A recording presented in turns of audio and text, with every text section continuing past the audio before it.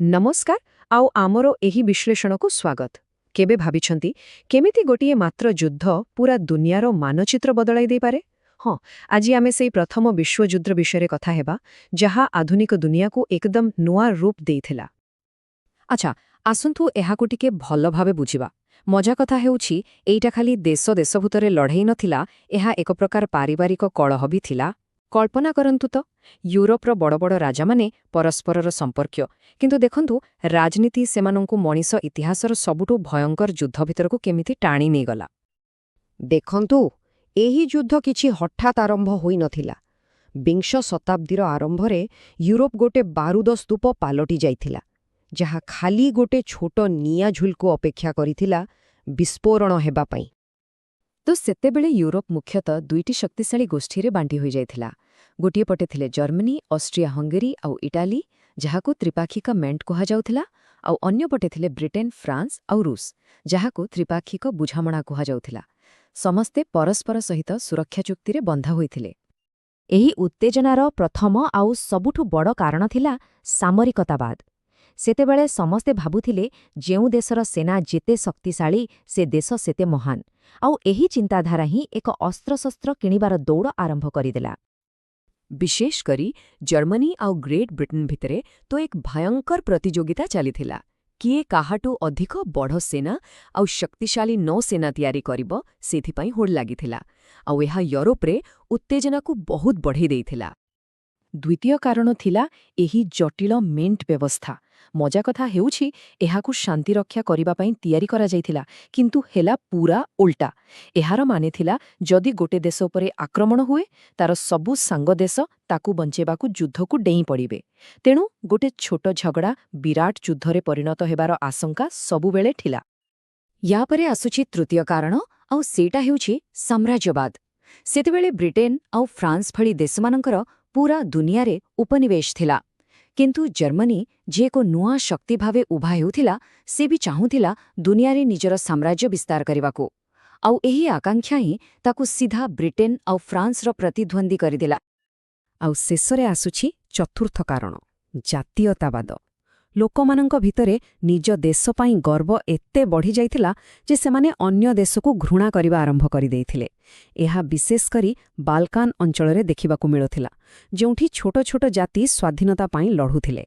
ଏହି କାରଣରୁ ହିଁ ଏହି ଅଞ୍ଚଳକୁ ୟୁରୋପର ବାରୁଦ ଗଦା ବୋଲି କୁହାଯାଉଥିଲା। ତେବେ ଏହି ବାରୁଦର ଗଦାରେ ନିଆଁ କିଏ ଲଗାଇଲା? କେଉଁ ଗୋଟିଏ ଘଟଣା ସମଗ୍ର ବିଶ୍ୱକୁ ଯୁଦ୍ଧର ନିଆଁ ଭିତରକୁ ଠେଲିଦେଲା? ଚାଲନ୍ତୁ ଦେଖିବା। ଜୁନ୍ 28, 1914 ସାରାୟେଭୋରେ ଅଷ୍ଟ୍ରିଆ ହଙ୍ଗେରୀର ରାଜକୁମାର ଆର୍ଚ୍ଚଡ୍ୟୁକ୍ ଫ୍ରାଞ୍ଜ ଫର୍ଡିନାଣ୍ଡଙ୍କୁ ହତ୍ୟା କରାଗଲା। ବାସ୍ ଏହି ଗୋଟିଏ ଗୁଳି, ଯାହାକୁ ଆମେ ଡୋମିନୋ ଇଫେକ୍ଟ କହୁ, ସେଇଟା ଆରମ୍ଭ କରିଦେଲା।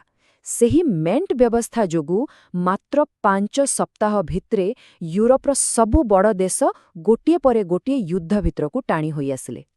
ସମସ୍ତେ ଭାବୁଥିଲେ, ଆରେ ଏ ଯୁଦ୍ଧ ତ କିଛି ଦିନର କଥା, ଖ୍ରୀଷ୍ଟମାସ ସୁଦ୍ଧା ସବୁ ସରିଯିବ ଆଉ ସୈନିକମାନେ ଘରକୁ ଫେରିଆସିବେ। କିନ୍ତୁ କେହି କଳ୍ପନା ବି କରିନଥିଲେ ଯେ ସେମାନେ ଏକ ନୂଆ ପ୍ରକାରର ଶିଳ୍ପଭିତ୍ତିକ ହତ୍ୟାକାଣ୍ଡ ଆଡ଼କୁ ମାଡ଼ିଯାଉଛନ୍ତି। ଯୁଦ୍ଧ ବିଷୟରେ ଥିବା ସେହି ସବୁ ରୋମାଣ୍ଟିକ୍ ଧାରଣା ଧୂଳିରେ ମିଶିଗଲା।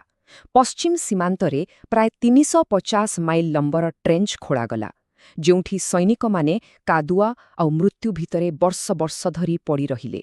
ପ୍ରଗତିକୁ ଗଜରେ ମାପାଯାଉଥିଲା, ଆଉ ତାର ମୂଲ୍ୟ ଲକ୍ଷ ଲକ୍ଷ ଜୀବନ ଦେଇ ଦିଆଯାଉଥିଲା। ଏଇଟା ହିଁ ଥିଲା ସବୁଠୁ ବଡ଼ ଦୁର୍ଭାଗ୍ୟ।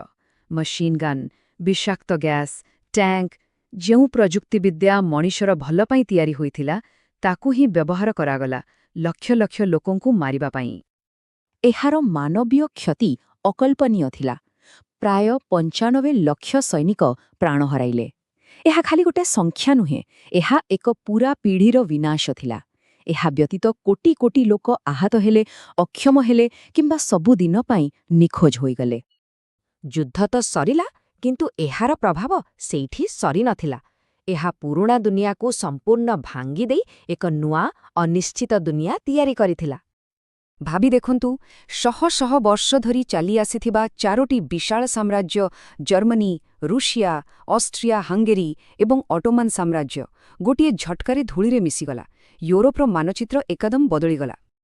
ଯୁଦ୍ଧକୁ ଶେଷ କରିବା ପାଇଁ ଭର୍ସେଲ୍ସ ଚୁକ୍ତି ହେଲା, କିନ୍ତୁ ଏହାକୁ ଶାନ୍ତି ଚୁକ୍ତି କହିବା ଭୁଲ ହେବ।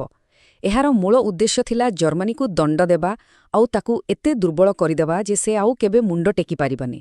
ଆଉ ଏହି ଅପମାନ ହିଁ ପରବର୍ତ୍ତୀ ଯୁଦ୍ଧର ମଞ୍ଜି ବୁଣିଥିଲା। ରାଜନୀତି ଛଡ଼ା ଯୁଦ୍ଧ ସମାଜକୁ ବି ବଦଳାଇଦେଲା। ଯେତେବେଳେ ପୁରୁଷମାନେ ଯୁଦ୍ଧକ୍ଷେତ୍ରରେ ଥିଲେ, ମହିଳାମାନେ ଘରୁ ବାହାରି କାରଖାନାରେ କାମ କଲେ। ସେମାନେ ନିଜକୁ ପ୍ରମାଣିତ କଲେ, ଆଉ ଏହା ହିଁ ମହିଳାମାନଙ୍କୁ ଭୋଟ ଦେବାର ଅଧିକାର ଦେବାରେ ବହୁତ ସାହାଯ୍ୟ କଲା। ତ ଯେଉଁ ଯୁଦ୍ଧକୁ କୁହାଯାଉଥିଲା ସବୁ ଯୁଦ୍ଧକୁ ଶେଷ କରିଦେବା ଭଳି ଯୁଦ୍ଧ, ତାହା କ'ଣ ସତରେ ସେମିତି ଥିଲା?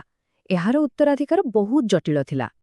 ଜର୍ମାନୀ ଉପରେ ଲଗାଯାଇଥିବା କଠୋର ସର୍ତ୍ତ ଆଉ ତାର ରାଜନୈତିକ ଅପମାନ ଏକ ଏମିତି ପରିସ୍ଥିତି ସୃଷ୍ଟି କଲା, ଯାହା ମାତ୍ର 20 ବର୍ଷ ପରେ ଆଉ ଏକ ବରଂ ତାଠାରୁ ଆହୁରି ଭୟଙ୍କର ବିଶ୍ୱଯୁଦ୍ଧ ପାଇଁ ବାଟ ତିଆରି କରିଦେଲା।